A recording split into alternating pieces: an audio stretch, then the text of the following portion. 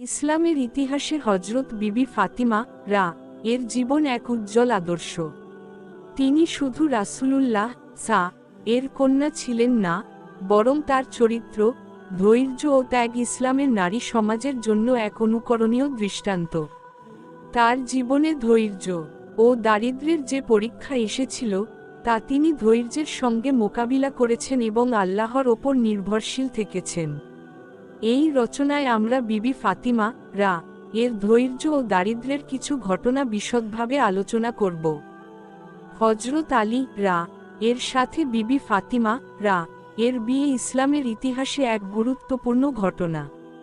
রাসূলুল্লাহ সা নিজ হাতে তাদের বিয়ে দিয়েছিলেন, কিন্তু তাদের সংসার শুরু হয়েছিল চরম অভাব ও কষ্টের মধ্যে।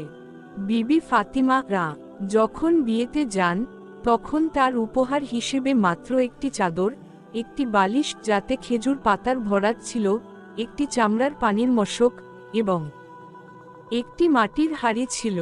এটাই ছিল তার সম্পদ। তিনি কখনো অভাবের কারণে অভিযোগ করেননি, বরং সবকিছু আল্লাহর ইচ্ছা বলে মেনে নিয়েছিলেন। বিবি ফাতিমা রা তার ঘরের সব কাজ নিজেই করতেন। তিনি ঘর ঝাঁট দিতেন, পানি তুলতেন, চুলা জ্বালাতেন, রুটি বানাতেন, এমনকি হাত দিয়ে চাকি ঘুরিয়ে আটা তৈরি করতেন। তিনি এত পরিশ্রম করতেন যে একদিন তার হাত চাকি ঘোরাতে ঘোরাতে ফোসকা পড়ে যায়।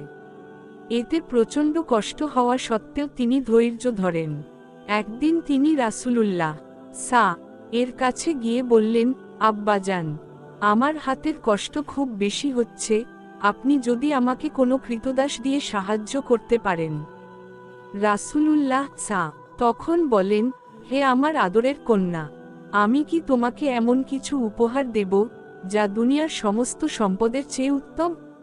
বিবি ফাতিমা রা সম্মতি জানালে রাসূলুল্লাহ সা বলেন, ঘুমানোর আগে ৩৩ বার সুবহানাল্লাহ, ৩৩ বার আলহামদুলিল্লাহ এবং ৩৪ বার আল্লাহু আকবার বলবে। এতে তোমার সমস্ত ক্লান্তি দূর হয়ে যাবে। তিনি কখনো আর কৃতদাস চাইতে আসেননি এবং ধৈর্যের সাথে সবকিছু আল্লাহর জন্য মেনে নিয়েছিলেন। বিবি ফাতিমা রা এবং তার পরিবার অনেক সময় অভুক্ত থাকতেন, কিন্তু তারা কখনো আল্লাহর ইবাদত ও ধৈর্য থেকে সরে যাননি।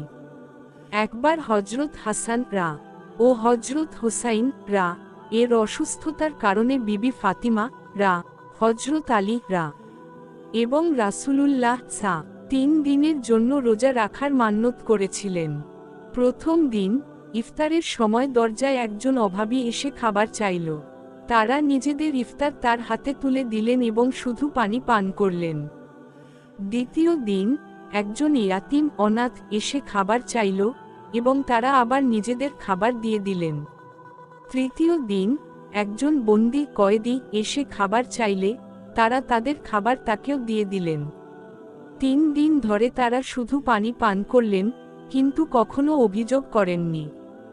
আল্লাহ এই ঘটনা কুরআনে সূরা আদ-দার ৭, ৬, ৮, ৯ নাজিল করে তাদের প্রশংসা করেছেন। তারা আল্লাহর জন্য খাবার দান করে, মিসকিন, ইয়াতীম ও বন্দীদেরকে। তারা বলে, আমরা শুধু আল্লাহর সন্তুষ্টির জন্য তোমাদের খাওয়াই, তোমাদের কাছ থেকে কোনো প্রতিদান চাই না, কোনো কৃতজ্ঞতাও চাই না। বিবি ফাতিমা রা এর জীবনের সবচেয়ে কঠিন মুহূর্ত ছিল তার প্রিয় পিতা রাসূলুল্লাহ সা এর ইন্তেকাল। তিনি তার পিতাকে অত্যন্ত ভালোবাসতেন।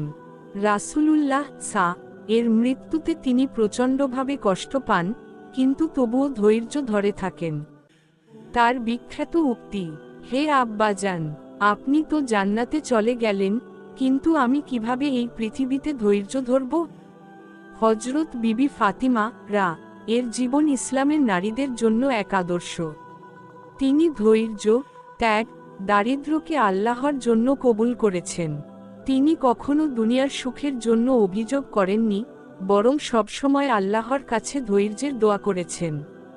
আজকের যুগে যখন আমরা জীবনের ছোট ছোট কষ্টে হতাশ হয়ে পড়ি, তখন বিবি ফাতিমা রা এর জীবন থেকে শিক্ষা নেওয়া উচিত।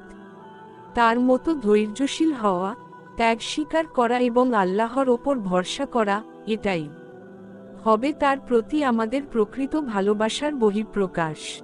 আল্লাহ আমাদের সবাইকে বিবি ফাতিমা রা এর ধৈর্য ও ত্যাগ থেকে শিক্ষা নেওয়ার তৌফিক দান করুন। আমি